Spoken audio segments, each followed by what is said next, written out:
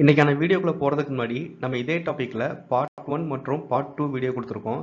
அதுல பாத்தீங்கன்னா solar system என்ன, பிளானட்ஸ்னா என்னன்னு சொல்லிட்டு டீட்டெயிலாக எக்ஸ்பிளேஷன் பண்ணிட்டு அது ரிலேட்டட் கொஸ்டின்ஸும் டிஸ்கஸ் பண்ணியிருக்கேன். அதை பார்க்காதவங்க மறக்காம செக் பண்ணிக்கோங்க. இதில் நம்ம பார்க்க போகிறது யூனிவர்ஸ் அண்ட் சோலார் சிஸ்டத்தில் பார்ட் 3 வீடியோ. வாங்க கண்டென்ட்டுக்குள்ளே போகலாம். Motion of earth. இதில் நம்ம shape and inclination of the earth பற்றி தான் பார்க்க போகிறோம். எர்த்து பார்த்தீங்கன்னா ஸ்பெரிக்கல் இன் ஷேப்பு. இது நம்ம எல்லாத்துக்குமே தெரியும், அது ஸ்பெரிக்கல் ஷேப்பில் இருக்குன்ட்டு. அடுத்து என்னன்னு பார்த்தீங்கன்னா, it rotate on its axis which is an imaginary line that runs from north pole to south pole passing through the centre of earth. அதாவது என்ன பார்த்தீங்கன்னா, ஒரு வண்டி சக்கரம் அதோட அச்சாணியை மையமாக வச்சு சுற்றுற மாதிரி நம்ம பூமி பந்து வந்து ஆக்சிஸை மையமாக வச்சு தான் சுற்றுது. இந்த ஆக்சிஸ்ன்றது என்னன்னு பார்த்தீங்கன்னா, இது ஒரு இமேஜினரி லைன் தான். இது வந்து நம்ம கன்வீனியன்ட்காண்டி வரையப்படுற லைனு. இப்படி ஒரு ஆக்சிஸ்ன்ற ஒரு லைன் கிடையவே கிடையாது. இந்த லைன் எதை கனெக்ட் பண்ணுதுன்னா, நார்த் போலையும் சவுத் போலையும் கனெக்ட் பண்ணி எர்த்தோட சென்டரா பாஸ் ஆகி போகுதுன்னு சொல்றாங்க. அடுத்து, the earth axis is always tilted or inclined from vertical by an angle of 23.5 degree. இந்த எர்த் ஆக்சிஸ் பார்த்தீங்கன்னா 23 டிகிரி சாஞ்சிருக்குன்னு சொல்றாங்க. எதுலேருந்து பார்த்தீங்கன்னா வெர்டிக்கலாக கனெக்ட் பண்ணும்போது வெர்டிக்கல்லேருந்து 23 டிகிரி லைட்டாக சாஞ்சிருக்குன்னு சொல்றாங்க. அடுத்து பார்த்தீங்கன்னா, it makes an angle of 66.5 degree with the plane of an earth orbit. அடுத்து 23 டிகிரி போர்ஷன் மீதி பார்த்தீங்கன்னா 66 டிகிரி பார்த்தீங்கன்னா அந்த எர்த்து சுற்றி வர்ற ஆர்பிட் இருக்கு பார்த்தீங்களா, அந்த பிளேன்லேருந்து 66 டிகிரி இருக்குன்னு சொல்கிறாங்க. மேக்ஸிமம் நம்பர்ஸ் வந்து எல்லாமே என்ன கன்ஃபியூஸ் பண்ணிப்பாங்கன்னா, ஈக்குவேட்டர்லேருந்து 66 டிகிரின்னு கனெக்ட் பண்ணுவாங்க. அப்படி கிடையாது. இது வந்து எர்த்து ஆர்பிட்லேருந்து 66 டிகிரி. ஓகேங்களா? சிம்பிளாக அதில் பாயிண்ட்ஸ் என்னன்னு பார்த்தீங்கன்னா, எர்த்து வந்து ஸ்பெரிக்கல் ஷேப்பில் இருக்குது. இது வந்து தன்னைத்தானே சுற்றுறது பார்த்தீங்கன்னா ஆக்சிஸை மையமாக வச்சு சுற்றுது. இந்த ஆக்சிஸ்ன்றது வந்து ஒரு இமேஜினரி லைனு. இது வந்து நார்த் போலையும் சவுத் போலையும் கனெக்ட் பண்ணுது. இது வந்து எர்த்தோட சென்டரில் பாஸ் ஆகி போகுது. அடுத்து பார்த்தீங்கன்னா, இந்த ஆக்சிஸ் பார்த்தீங்கன்னா 23 டிகிரி வந்து வெர்டிகலாக சாஞ்சிருக்கு. அடுத்து மீதி இருக்கிற 66 டிகிரி பார்த்தீங்கன்னா எர்த்து சுற்றி வர்ற அந்த ஆர்பிட் பிளைன்லேருந்து 66 டிகிரி ஃபார்ம் ஆகுதுன்னு சொல்கிறாங்க. அடுத்து பார்த்தீங்கன்னா ரொட்டேஷன். பூமி வந்து தன்னைத்தானே சுற்றிக்கிற பேர் தான் ரொட்டேஷன் சொல்லுவாங்க. இது தன்னைத்தானே சுற்றிக்கிறது பார்த்தீங்கன்னா ஆன்டி கிளாக் வைஸ் டைரக்ஷனில் வெஸ்ட் டு ஈஸ்ட் தான் சுற்றும். இது எடுத்துக்கூடிய கால அளவு பார்த்தீங்கன்னா 23 மணி நேரம் 56 நிமிஷம் 4.9 செகண்டில் தன்னைத்தானே சுற்றிடும். இது ஒன்ஸ் சுற்றி வர்றதா நம்மளுக்கு ஒரு நாள்ன்ற கணக்கு. இது சுற்றுறதுனால தான் நம்மளுக்கு இரவு பகல் உண்டாகுது. இப்படி சுற்றி வரும்போது பார்த்தீங்கன்னா சூரிய ஒளி முழுசாக நம்ம பூமி மேலே படாது. ஒரு ஹாஃப் தான் சூரிய ஒளி படும், இன்னொரு ஹாஃபில் சூரிய ஒளி படாது. அப்படி சூரிய ஒளி படுறதை வந்து டேன்னு சொல்கிறோம், சூரிய ஒளி படாத வந்து நைட்டுன்னு சொல்கிறோம். அடுத்து முக்கியமானது பார்த்தீங்கன்னா டெர்மினேட்டர் லைன். இந்த பக்கத்தில் இருக்க அர்னால்டு படம் பார்த்தீங்கன்னா அது சும்மா ஒரு அண்டர்ஸ்டாண்டிங் பண்ணி கொடுத்துருக்கேன், கன்ஃபியூஸ் ஆகிக்காதீங்க. நம்ம பார்க்கறது டெர்மினேட்டர் லைன். இந்த டெர்மினேட்டர் லைன்றது எது பார்த்தீங்கன்னா, ஒரு ஹாஃப் டேயாகவும் இன்னொரு ஹாஃப் நைட்டாகவும் இருக்கும். இந்த ரெண்டுமே ஒன்று சேரக்கூடிய ஒரு இடம் பார்த்தீங்களா, அந்த இடத்துக்கு பேர் தான் டெர்மினேட்டர் லைன் சொல்லுவாங்க. அடுத்து நம்ம பார்க்கக்கூடியது வெலாசிட்டி ஆஃப் எர்த்து. இந்த வெலாசிட்டி ஆஃப் எர்த்து பார்த்தீங்கன்னா, இந்த பூமி சுற்றுற ஸ்பீடு பார்த்தீங்கன்னா பூமியில் எல்லா இடத்துலையும் ஒரே மாதிரி இருக்கிறது கிடையாது. எடுத்துக்காட்டுக்கு பார்த்தீங்கன்னா, ஈக்குவேட்டரில் மணிக்கு 1670 கிலோமீட்டர் ஸ்பீடில் சுற்றுது. அதே இது 60 டிகிரி நார்த் அண்ட் சவுத் லேட்டிடியூடில் பார்த்தீங்கன்னா 845 கிலோமீட்டர் ஸ்பீடில் சுற்றுது. இதே வெலாசிட்டி பார்த்தீங்கன்னா போல்ஸில் 0வாக இருக்கும். அடுத்து பார்க்கக்கூடிய பார்த்தீங்கன்னா மிட்நைட் சன். இந்த மிட்நைட் சன்ன்றது என்னன்னா, இது ஒரு ஃபினாமினா. எப்படின்னா, பூமியில் ஒரு சில இடத்துல பார்த்தீங்கன்னா 24 மணி நேரமும் சூரிய ஒளி பட்டுக்கிட்டே இருக்கும். சரிங்களா? அப்படிப்பட்ட ஃபினாமினாவை தான் நம்ம மிட்நைட் சன்னு சொல்லுவோம். இது பொதுவாக பார்த்தீங்கன்னா சம்மர் சீசனில் தான் அதிகமாக காணப்படுது. இது எங்கெங்கெல்லாம் அக்கறாகுன்னு பார்த்தீங்கன்னா, ஆர்டிக் சர்க்கிள்லையும் அண்டார்டிக் சர்க்கிள்லையும் அதிகமாக காணப்படுது. ஏன்னா அங்கே மட்டும்தான், ஏன்னா பூமி வந்து ஒரு 23 டிகிரி டில்ட் ஆகிருக்குல்ல, அதனால தான் ஆர்டிக் சர்க்கிள்லையும் அண்டார்டிக் சர்க்கிள்லையும் நம்மளுக்கு சூரிய ஒளி அடிக்கடி பட்டுக்கிட்டே இருக்கும் சம்மர் சீசனில். சரிங்களா? சிம்பிளாக இதில் கீ பாயிண்ட்ஸ் என்னென்னு பார்த்தீங்கன்னா, ரொட்டேஷன் என்னென்னா பூமி வந்து தன்னைத்தானே சுற்றுறது பேர் ரொட்டேஷன் சொல்லுவாங்க. இது எப்படி சுற்றுதுன்னா ஆன்டி கிளாக் வைஸ் டைரக்ஷனில் வெஸ்ட் டு ஈஸ்ட் சுற்றுது. இது எடுத்துக்கூடிய காலம் பார்த்தீங்கன்னா 23 மணி நேரம் 56 நிமிஷம் 4.9 செகண்டு. இது ஒன்ஸ் சுற்றி வர்றது தான் நம்ம டேன்னு சொல்கிறோம். இதனால தான் நம்மளுக்கு இரவு பகல் உண்டாகுது. சூரிய ஒளி படுறதை வந்து டேன்னு சொல்கிறோம், சூரிய ஒளி படாத இடத்த வந்து நைட்டுன்னு சொல்கிறோம். இது ரெண்டும் சேரக்கூடிய ஒரு மைய புள்ளியை வந்து மைய இடத்த வந்து டெர்மினேட்டர் லைன் சொல்கிறோம். இந்த வெலாசிட்டி ஆஃப் எர்த் வந்து ஈக்குவேட்டர்லையும் லேட்டிடியூட்ஸ்லையும், அதாவது நார்த் சவுத் 60 டிகிரி லேட்டிடியூட்ஸ்லையும் போல்ஸ்லையும் டிஃப்ரெண்ட் ஆகுது. ஈக்குவேட்டர் பொறுத்தவரை 1670 கிலோமீட்டரு. இது 60 டிகிரி நார்த் சவுத் லேட்டிடியூடில் 845 கிலோமீட்டரு. போல்ஸில் 0 டிகிரியாக இருக்கும். அதே இது பார்த்தீங்கன்னா இன்னொன்று வந்து மிட் நைட் சன்னு சொல்லுவாங்க. 24 மணி நேரமும் சூரிய ஒளி படக்கூடிய இடத்த வந்து மிட் நைட் சன்னு சொல்லுவாங்க. இதுக்கு எங்கெங்கெல்லாம் இருக்குன்னு பார்த்தீங்கன்னா ஆர்டிக் சர்க்கிள் அப்புறம் அண்டார்டிக் சர்க்கிளில் தான் அப்படி காணப்படுது. முக்கியமாக எந்த மந்த்லனா சம்மர் மந்த்தில் இந்த மாதிரி மிட் நைட் சன் அடிக்கடி அக்கறாகும்னு சொல்கிறாங்க. சரிங்களா? அடுத்து நம்ம இது ரிலேட்டட் கொஸ்டின்ஸ் தான் பார்க்க போகிறோம். 113வது question, the earth is dash in shape. spherical in shape. 114வது question, the earth axis is always tilted from the vertical by an angle of 23.5 degree. 115வது question, the earth makes an angle of 66.5 degree with the plane of an orbit. அதாவது அது சுற்றி வரக்கூடிய ஆர்பிட்ல இருந்து பார்த்தீங்கன்னா 66 degree form ஆகுது. அடுத்து, dash is an imaginary line that runs from north pole to south pole passing through the center of earth. Answer பார்த்தீங்கன்னா axis. Dash the earth takes dash hours, dash minutes and dash seconds to complete one rotation. அதாவது 23 hours, 56 minutes and 4.09 seconds. அடுத்த question, the spinning moment of earth on its axis is called rotation. The time taken to complete one rotation is called day. The earth rotates from dash to dash in dash direction, west to east in anti-clockwise direction. The day and night is caused by dash motion of the earth, rotatory motion of the earth. The sun remains overhead 24 hours a day is called as midnight sun. The velocity of earth rotation at the equator is 1670 km per hour, அதாவது 1670 km per hour. Midnight sun is a natural phenomena that occurs in dash month, summer month. The velocity of earth rotation at 60 degree north and south latitude is 845 km per hour, அதாவது 845 km per hour. Midnight sun occurs in places like dash in north and dash in south, Arctic circle in north and Antarctic circle in south. The velocity of earth rotation is 0 at poles. The line which divides the surface of earth into a lighting half and a dark half is called a dash line, terminator line. அடுத்து நம்ம பார்க்க போகிறது revolution. நம்ம already rotation என்னன்னு பார்த்தோம்னா, பூமி வந்து தன்னைத்தானே சுற்றிக்கிறத ரொட்டேஷன் பார்த்தோம். இதே பூமி வந்து சூரியனை சுற்றி வர்றதை ரெவல்யூஷன் சொல்லுவோம். இந்த பூமி வந்து சூரியனை 30 km/s ஸ்பீடில் சுற்றிட்டு வருது. இது ஒன்ஸ் சுற்றிட்டு வர்றதுக்கு 365 நாள் எடுத்துக்கிறது, அதாவது 365 அண்ட் குவார்டர் டே எடுத்துக்கிறது. அடுத்து முக்கியமான கான்செப்ட் என்னன்னு பார்த்தீங்கன்னா லீப் இயர் கான்செப்ட். இது என்னன்னா, நம்ம பொதுவாகவே 365 நாள் தான் ஒரு வருஷத்துக்கு கணக்காக எடுத்துப்போம். அந்த குவார்டர் டே வந்து எப்பயுமே மிச்சமாயிட்டே இருக்கும். இது என்ன பண்ணுவாங்கன்னா, 4 வருஷத்துக்கு ஒன்ஸ் வந்து பிப்ரவரி மாதத்தில் 1 டேவை எக்ஸ்ட்ராவாக ஆட் பண்ணிடுவாங்க. பொதுவாகவே பிப்ரவரியில் 28 டேஸ் தான் இருக்கும். இந்த லீப் இயர் வரும்போது மட்டும் பார்த்தீங்கன்னா பிப்ரவரியில் 29 டேஸ் இருக்கும். இந்த 4 வருஷத்துக்கு மிச்சமாக அந்த குவார்டர் டேயை 1 டேவை கணக்கில் எடுத்துப்பாங்க. அடுத்து பார்த்தீங்கன்னா சீசன்ஸ். நம்ம பூமியில் சீசன்ஸ் உருவாகிறதுக்கு முக்கியமான காரணம் என்னன்னு பார்த்தீங்கன்னா 2 தான். அதில் ஒன்று பார்த்தீங்கன்னா இன்க்ளினேஷன் ஆஃப் எர்த்து 23 டிகிரி சாஞ்சிருக்குன்னு சொன்னோம்னா, அதுவும் ரெவல்யூஷன் அரௌண்ட் த சன், பூமி வந்து சூரியனை சுற்றி வர்றது தான் காரணம் சீசன்ஸ் உருவாகிறதுக்கு. அடுத்து முக்கியமான கான்செப்ட் என்னன்னு பார்த்தீங்கன்னா, ஈக்குவேட்டர்லேருந்து, அதாவது பூமியை 2ஆக பிரிச்சிருப்பாங்க. அதாவது ஈக்குவேட்டருக்கு மேலே இருக்கிறது நார்தன் ஹெமிஸ்பியராகவும் ஈக்குவேட்டருக்கு கீழே இருக்கிறத சதர்ன் ஹெமிஸ்பியராகவும் பிரிச்சிருப்பாங்க. இந்த சூரியன் பார்த்தீங்கன்னா ஈக்குவேட்டருக்கு மேலே இருக்கிற நார்தன் ஹெமிஸ்பியரில் ஒரு 6 மாதமும் சதர்ன் ஹெமிஸ்பியரில் ஒரு 6 மாதமும் சாஞ்சிருக்கும். அந்த நார்தன் ஹெமிஸ்பியரில் அந்த சூரியன் நார்தன் ஹெமிஸ்பியரில் இருக்கிறது நாள் என்னென்னு பார்த்தீங்கன்னா 21 மார்ச் டு 23 செப்டம்பர். அதே சூரியன் வந்து சதர்ன் ஹெமிஸ்பியரை ஃபேஸ் பண்ணிட்டு இருக்க நாள் பார்த்தீங்கன்னா செப்டம்பர் 23 டு மார்ச் 21. ஆனால் ஒரு நாள் வருஷத்தில் 2 நாளில் பார்த்தீங்கன்னா அந்த சூரியன் வந்து கரெக்டாக ஈக்குவேட்டருக்கு மேலே வரும். அந்த டே வந்து ஈக்வனாக்ஸ் சொல்லுவாங்க. அது எந்த டேன்னு பார்த்தீங்கன்னா 21 மார்ச் அண்ட் 23 செப்டம்பர். இந்த டேயில் பார்த்தீங்கன்னா டே அண்ட் நைட்டும் பார்த்தீங்கன்னா ஈக்குவலாக இருக்கும். 12 மணி நேரம் டேயாக இருந்தால் அதே 12 மணி நேரம் நைட்டாக இருக்கும். இந்த சினாரியோ ஒரு டீட்டெயிலாக எக்ஸ்பிளைன் பண்ணோம்னா, இப்போ வந்து ஈக்குவேட்டரில் சூரியன் வந்து டேரெக்டாக 21 மார்ச் இருக்குன்னு வச்சுக்கோங்களேன். அது அப்படியே நார்த்தை நோக்கி நகர்ந்து போகும். மார்ச்சுக்கு அர்த்தம் ஏப்ரல், மே, ஜூன் வரைக்கும் நார்த்துக்கு போயிட்டு ஜூலை, ஆகஸ்ட், செப்டம்பர் வந்து திருப்பி அப்படியே நார்த்துலேருந்து ஈக்குவேட்டருக்கு இறங்கி வந்துடும். இப்போ பார்த்தீங்கன்னா 23 செப்டம்பரில் சூரியன் வந்து ஈக்குவேட்டரில் இருக்கும். அதே இது பார்த்தீங்கன்னா அது அப்படியே சூரியன் கீழே இறங்கும். எப்படின்னா செப்டம்பருக்கு அடுத்து அக்டோபர், நவம்பர், டிசம்பர் வரைக்கும் கீழே இறங்கிட்டு ஜனவரி, பிப்ரவரி, மார்ச் வந்து அப்படியே திருப்பி மேலே ஏறி ஈக்குவேட்டருக்கு வந்துடும். ஆக்சுவலி இது வந்து சூரியன் வந்து ஏறி இறங்குறது கிடையாது. நம்ம பூமி வந்து அந்த சூரியனை சுற்றி வர்றதுனால, அதுவும் மாதிரி சுற்றி வரும்போது நம்ம இன்க்ளினேஷன் பார்த்தீங்கன்னா 23.5 டிகிரி இருக்கிறதுனால நம்மளுக்கு வந்து சூரியன் வந்து அப்படியே north to south, south to north move ஆகிற மாதிரி இருக்கும். சரிங்களா? சிம்பிள் கீ பாயிண்ட்ஸ் என்னன்னா, பூமி வந்து சூரியனை சுற்றி வர்றதை வந்து ரெவல்யூஷன் சொல்லுவாங்க. இது வந்து 30 km/s ஸ்பீடில் சுற்றி வருது. இது எடுத்துக்கூடிய காலம் பார்த்தீங்கன்னா 365 நாள், அப்புறம் ஒரு கால் டே எடுத்துக்கிறது. இந்த கால் டேவை வந்து அதாவது கால் நாளை வந்து 1/4 டேவை வந்து லீப் இயராக 4 வருஷத்துக்கு ஒன்ஸ் பிப்ரவரியில் 1 டே ஆட் பண்ணிக்கிறாங்க.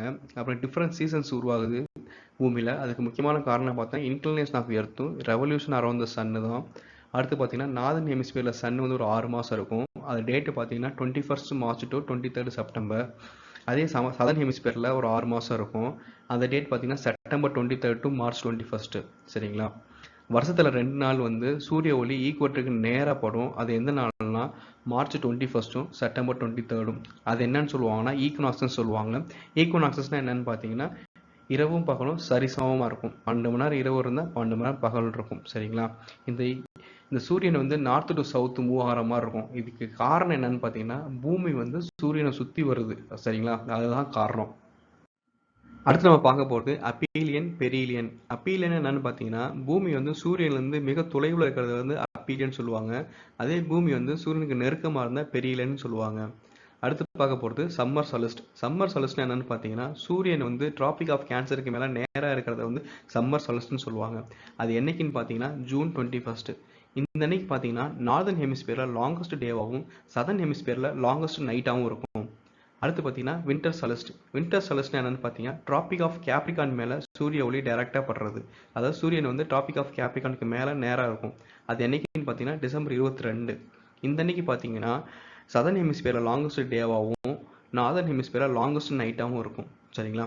சிம்பிள் கீ பாயிண்ட்ஸ் என்னன்னு பார்த்தீங்கன்னா பூமி வந்து சூரியனுக்கு தொலைவாக இருந்தால் அப்பீலியன், பூமி வந்து சூரியனுக்கு நெருக்கமாக இருந்தால் பெரிலியன்.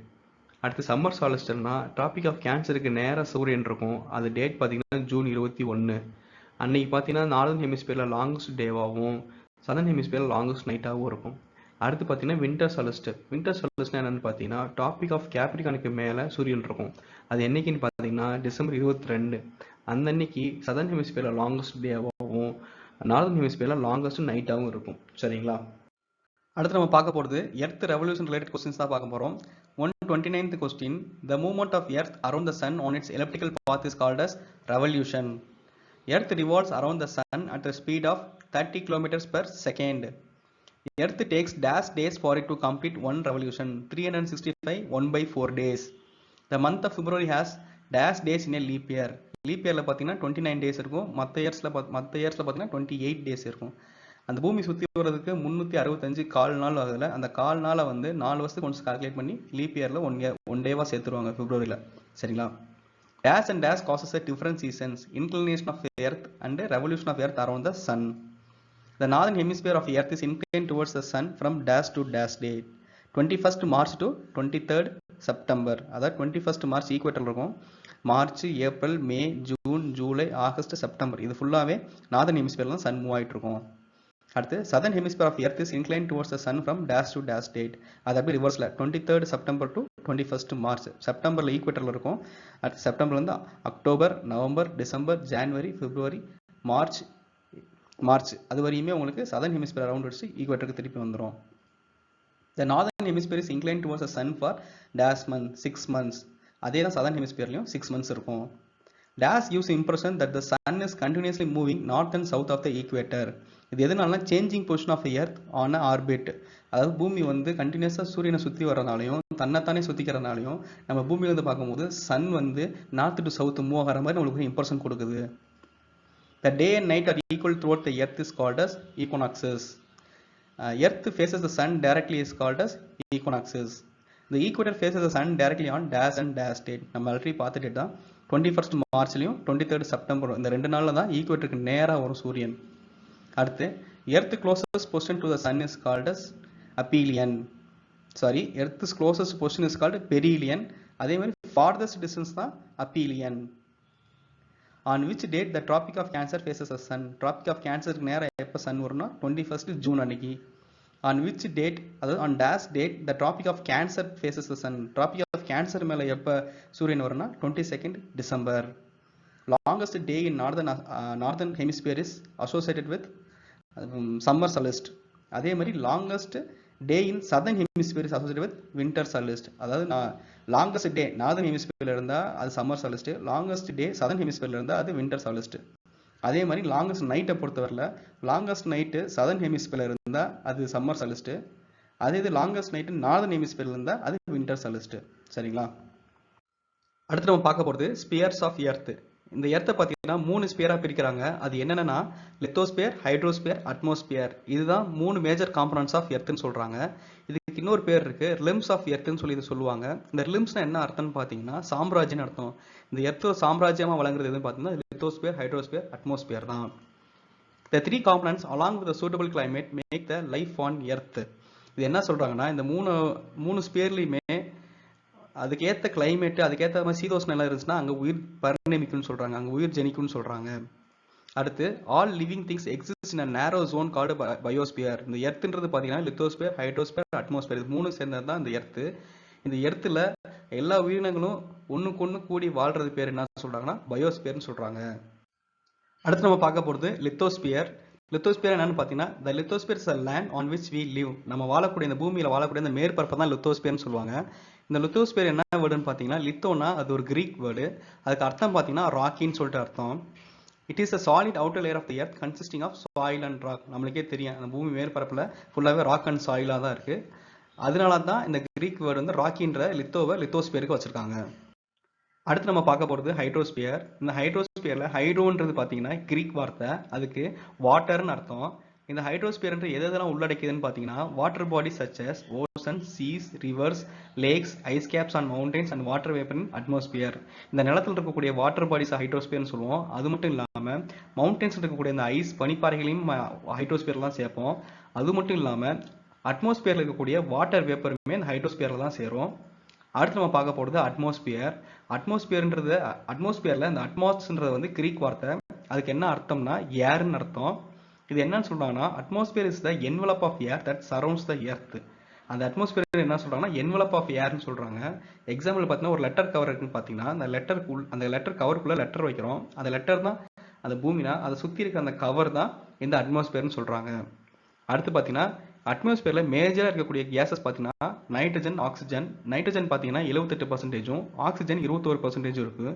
மீதி இருக்கிற 1% தான் மற்ற கேஸஸ். இந்த carbon di oxide, hydrogen, helium, organ போன்ற மற்ற கேஸஸ்லாம் ரொம்ப சொற்பமான அளவில் 1% தான் இருக்குது. அடுத்து நம்ம பார்க்க போகிறது பயோஸ்பியர். நம்ம ஆல்ரெடி பயோஸ்பியர் என்னன்னு பார்த்தோம்னா ஹைட்ரோஸ்பியர், லித்தோஸ்பியர், அட்மாஸ்பியர் இது 3 சேர்ந்து அங்கே உயிர் பரிணமிக்கிறதுக்கான இடமா மாறுச்சுன்னா அது பயோஸ்பியர்னு சொல்லுவோம். அதான் சொல்கிறாங்க the narrow belt of interaction among the lithosphere, hydrosphere and atmosphere where life exist is known as biosphere. இந்த பயோஸ்பியரில் பயோன்றது பார்த்தீங்கன்னா அது கிரீக் வார்த்தை, அதுக்கு என்ன அர்த்தம்னா லைஃப்னு சொல்லிட்டு அர்த்தம்.